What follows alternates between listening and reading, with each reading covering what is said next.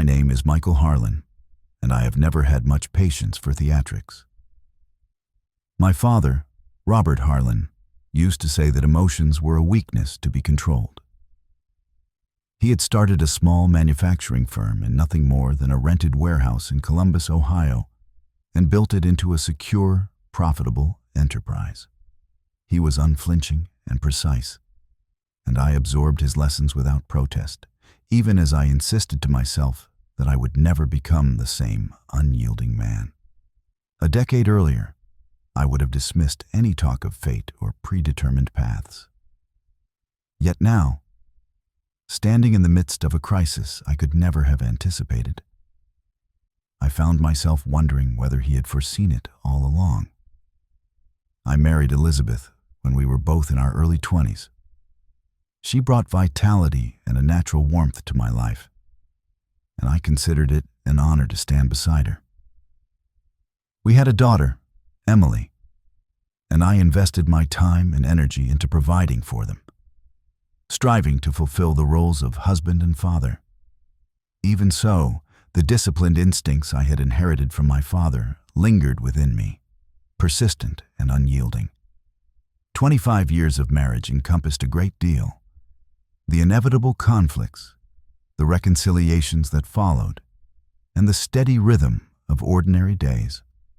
I had no inkling how swiftly that foundation could crumble, or how completely the illusions of a secure life could dissolve when it became clear that everything once held dear might slip away in an instant.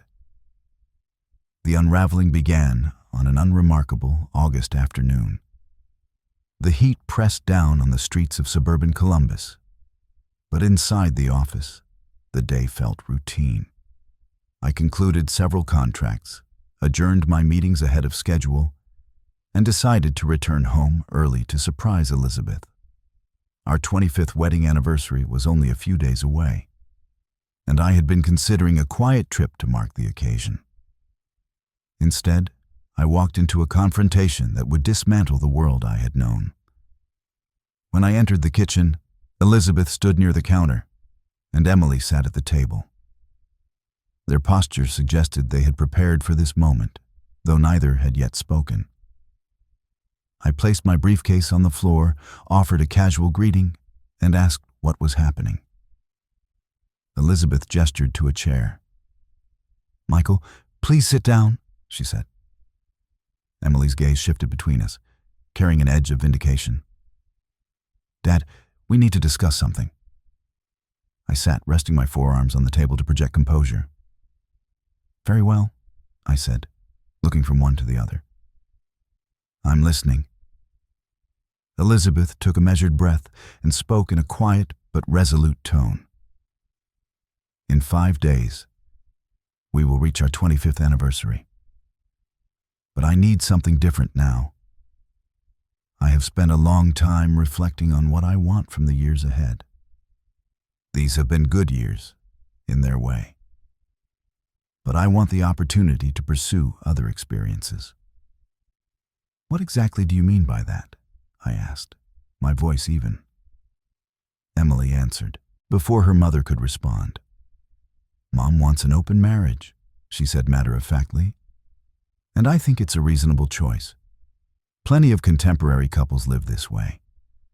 Physical fidelity isn't what defines a relationship anymore. What matters is mutual trust." I turned to my daughter. The emphasis she placed on trust struck me as particularly hollow. "So, you're saying that virtually all modern couples operate under these arrangements?" She nodded confidently, as if speaking from extensive knowledge. "You're stuck in the past, Dad. Love today doesn't require sexual exclusivity. If you truly care for each other, you allow one another freedom." A slow burning anger took hold within me, though I kept my expression impassive. I turned to Elizabeth. "Is this your position as well?" She hesitated briefly, her eyes flicking across the table. "Yes, Michael. I need a change. It's not that I'm dissatisfied exactly. I'm simply tired of the routine. of sharing my life and my bed with only one person. I want to experience something different. Her bluntness landed like a quiet blow. I resisted the impulse to rise and leave. Instead, I rested my fingers on the table, drawing on a familiar discipline from my years as an Army Ranger. Count the seconds, steady the breath, reveal nothing. After a pause, I spoke. So, this is your proposal? You pursue other men, and I remain here watching you leave for your encounters? Emily gave an impatient snort. Don't overreact, Dad. You can see other people too. No one is barring you from it. Though, frankly, it might not be easy for you. You would probably need to use one of those apps. But you could manage. They exchanged a small, mocking laugh, as if I were the subject of a trivial jest. Keeping my hands clasped tightly, I exhaled and asked, "Is there someone specific you have in mind?" Elizabeth paused only briefly. "Yes, it's David Lang. He owns that upscale bistro on High Street." Emily leaned forward with evident enthusiasm. "Mom, he's perfect. He's attractive and sophisticated. Good choice." A hard knot formed in my chest.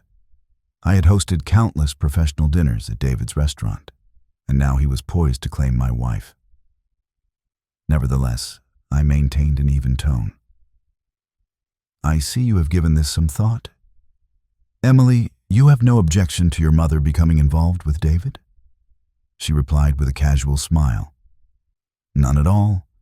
You need to stop thinking like it's the 1950s. I said nothing more. Rising from my chair, I crossed to the sink and let silence fill the room. Their confusion at my restraint was evident. Finally, I turned back to Elizabeth. "This is not a minor request. You understand that, don't you?" She nodded, her expression resolute. I have never been more certain. I shut off the faucet. "Very well, I will agree." They both went still, and Emily's mouth curved into a faint, triumphant smirk. "You'll consent to an open marriage?" she asked. "Yes," I replied, "but only on one condition." She interrupted immediately, folding her arms. "Conditions undermine the whole idea. They're inherently controlling." I fixed my gaze on them both. "This house is mine. Explicitly so, as stipulated in the prenuptial agreement your mother signed at my father's insistence. If you want an open marriage, that is your prerogative. But because this is my property, I will establish the terms under which such an arrangement operates within these walls. If that is unacceptable, you are free to pursue your preferences elsewhere, in a different home." Elizabeth's eyes widened, a trace of uncertainty surfacing. Emily attempted to dismiss it with a scoff. "Dad, the house is legally half Mom's." But Elizabeth raised a hand. "No, Emily, he's correct. We signed a prenup, and it leaves the house entirely in his name." Emily's confidence visibly faltered. "You wouldn't actually force us to leave, would you?" I offered no reply. Instead, I left the room, allowing them to confront the implications of my words. That evening, lingering just outside the kitchen, I overheard their hushed exchange. Emily's voice was insistent. "He won't really throw you out. He's bluffing. You've always been the center of his world." Elizabeth's response carried no such assurance. "You don't fully understand your father. When he feels cornered, he can be unrelenting. He served as an Army Ranger. Even the fragments of what he experienced in Afghanistan were enough to convince me of that." In that moment, I recognized a dormant part of myself stirring. A methodical, unsparing resolve forged in those military years and long buried beneath the veneer of civilian life. They had lit a fuse without realizing what it would ignite. The following day, I consulted Richard Ellis. the attorney who had represented me since my college years. Despite the predictable humor surrounding his name, Richard was exceptionally shrewd and had handled my most intricate legal needs without hesitation. When I explained that I wanted a post-nuptial agreement to codify and constrain the terms of this proposed open marriage, he cut directly to the point. Why not simply pursue a divorce? That would be too straightforward, I replied. I want them to fully experience the reality of what they are asking for, without me yielding quietly. He nodded with a wry smile. Understood. What exactly are the terms you want to establish? I outlined a comprehensive post-nuptial agreement. Unambiguous property rights vesting entirely with me. Mandatory monthly testing for sexually transmitted diseases. Explicit provisions disclaiming paternity for any children conceived with outside partners. And a strict prohibition against extramarital partners entering or residing in the house. Richard reviewed the draft and gave a low whistle. This leaves very little room for maneuver. I thought of my father's impassive demeanor. They insisted on freedom. I am simply defining the precise boundaries of that freedom. 2 days later, we convened in Richard's office. Elizabeth, Emily, and Elizabeth's attorney. A poised and exacting woman named Margaret Hale. As Hale progressed through the document, her expression grew increasingly strained. Reaching the final provisions, she set the papers down firmly. This agreement explicitly states that if Elizabeth files for divorce while the open marriage is in effect, she relinquishes any claim to alimony, spousal support, the house, or the business.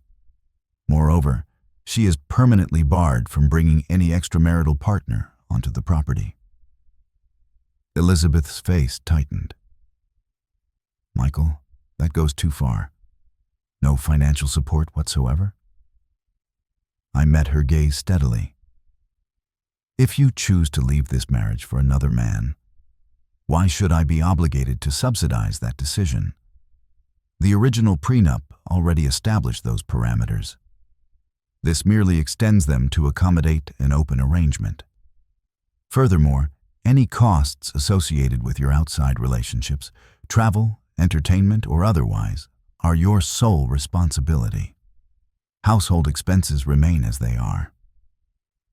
Emily's voice cut in, sharp with indignation. You're deliberately shaming her. This is degrading. I turned to her directly. Your mother is entirely free to pursue whatever relationships she chooses. You yourself said that love has nothing to do with financial dependence. I am confident she can manage the expenses of a few outings. And if David is as successful as you describe, surely he would not expect her to bear those costs. Elizabeth drew a slow breath and addressed her attorney.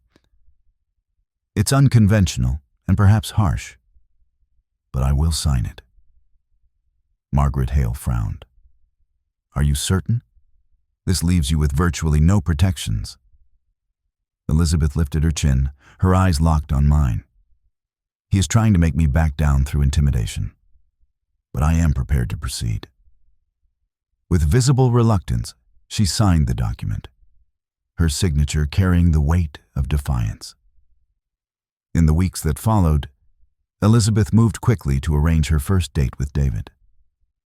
Emily encouraged her at every turn, repeatedly dismissing me as out of touch and even suggesting, during one tense family dinner, that I try a dating application because even men my father's age can find someone. I held my composure and made no reply. On the evening of Elizabeth's date, I took deliberate action of my own. David's daughter, Sophia, a young woman of 20, the same age as Emily, had spoken with me on several occasions at his restaurant. She was sharp-witted and openly resentful of her father's domineering manner. I contacted her with a partly calculated invitation to dinner, and she accepted without hesitation. That same night, as Elizabeth prepared to meet David, I escorted Sophia to a private reception at a downtown hotel, part of a veterans charity event. I introduced her to my professional associates as my date. She navigated the evening with confidence and insight, engaging in substantive discussions about business strategy and international markets. Word of the evening spread rapidly. The next morning, Emily confronted me in the living room, her voice rising in outrage. "You took Sophia Lang out? What is wrong with you?" I removed my jacket and replied evenly. "I accompanied a consenting adult to a professional event. Your mother spent the evening with her lover. She is free to act as she chooses. So am I." Emily's face flushed with fury. "She's the same age as me. That's repulsive." I faced her squarely. "You insisted age was irrelevant when it came to your mother's involvement with David. Apparently, that principle does not apply in the reverse." Unable to respond, she stormed off to her room. Elizabeth made no direct reference to the evening, though her pallor and rigid posture betrayed her discomfort. Subsequent weeks brought further strain. One Saturday, she entered the living room where I was reviewing quarterly reports. Her eyes were red-rimmed, and Emily followed close behind. "I want to end this," Elizabeth declared. "I cannot tolerate the humiliation of seeing you with David's daughter. This was never what I envisioned." I set my papers aside. "You requested an open marriage. That is precisely what this entails." She flung a handful of correspondence onto the table. "Enough. I no longer want this. Not David. Not any of it. I want us to return to the way things were. Can we close the marriage and put this behind us?" "No," I replied. "The post-nuptial agreement requires mutual consent to terminate the open arrangement. I do not consent." Her voice trembled with frustration. "You are punishing me for asking." I shrugged. "You are the one who demanded this arrangement." Emily interjected. "Dad, she's changed her mind. Isn't that enough?" I turned to her. "Did either of you consider my position when you proposed publicly humiliating me with another man? Where was the consideration for what I might want?" Neither could muster a response. I rose, collected my keys, and headed for the door. "I have plans this evening. A date." Over the following weeks, Emily repeatedly attempted to intervene, insisting that Elizabeth was suffering and pleading with me to relent. Each time, I pointed out that she had shown no such concern for my dignity when advocating for her mother's affairs. I also made it clear that I would no longer subsidize Emily's expenses, her leased car, credit card balances, or tuition payments. "You aligned yourself with your mother's position," I told her. "Now you will live with the consequences." When the car lease expired without payment, Emily arrived at the front door, in a panic, waving a repossession notice. "You can't let them take it," she demanded. "I need transportation for school and work." I unlocked the door and stepped inside. The choice to rely on public transit rather than resolve your own financial obligations is yours to make. Her protests escalated, but I held firm. Respect had been a prerequisite for my support, and that precondition had been violated. She departed in a fury, declaring that I was heartless. Elizabeth, observing the mounting fallout, attempted a separate appeal. She admitted that David had proven unreliable, abruptly canceling further meetings, and begged to close the marriage. "I cannot bear seeing you with Sophia," she said, her voice breaking. "It's unbearable to imagine you with someone so young." I refused. "You initiated this arrangement. It remains in place until I agree otherwise." As weeks turned to months, the consequences accumulated. Emily, unable to sustain her accustomed lifestyle without financial backing, moved out to share an apartment with friends. Elizabeth remained in the house, increasingly withdrawn and visibly diminished. One afternoon, she confronted me on the patio, her appearance frail and her eyes bloodshot. "I've been under medical care," she said quietly. "I contracted an STD from David. It is treatable, but the treatment has been protracted and degrading." I absorbed her words without visible reaction. That outcome is a direct result of the choices made under this arrangement. She nodded bitterly. "I suppose you consider that a victory?" I did not confirm or deny it. She left without further discussion. My relationship with Sophia, initially a calculated response, had evolved into something genuine. She was determined and self-possessed, pursuing a career in commercial real estate while maintaining a clear-eyed independence. One evening, over drinks at her apartment, she informed me that she was 8 weeks pregnant and intended to keep the child. After a moment of stunned silence, I accepted the reality. "We will manage this together," I said. Elizabeth's decline continued. When she later pleaded for divorce, citing the untenable limbo, I reminded her of the post-nuptial terms. She would leave with no alimony, no claim to property, and no support. She acknowledged this and expressed a willingness to accept it rather than endure the status quo. Our son Nathan was born 7 weeks premature but healthy. Fatherhood reoriented my priorities. I proposed to Sophia shortly afterward, and we married in a modest, private ceremony preceded by a comprehensive prenuptial agreement. Elizabeth signed uncontested divorce papers soon after and relocated, eventually to her parents' home in Dayton. 5 years later, Nathan was a lively, inquisitive child, and Sophia and I had established a steady family life. I had had no direct contact with Emily since her departure, though I learned through passing reports that she had taken entry-level employment, secured a modest rental, and begun addressing her debts. One morning, a call came from Elizabeth's father, a man I had not spoken to since the divorce. After a heavy pause, he informed me that Elizabeth had died the previous night.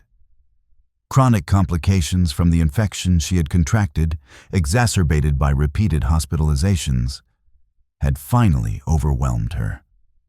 The news struck with abrupt finality. I expressed condolences, and the call ended without further words. In the quiet that followed, with Nathan absorbed in assembling a wooden model nearby and Sophia tending the garden beyond the windows, I considered the inexorable path that had led to this point. Elizabeth's choices, and the choices made in response, had carried them across lines that could not be uncrossed. Pity and regret mingled with the recognition that consequences, once invoked, do not yield to belated reversals. I set the phone aside and turned to Nathan. "What would you like to show me?" He held up his partially completed model, his face alight with focus. I settled beside him, prepared to listen.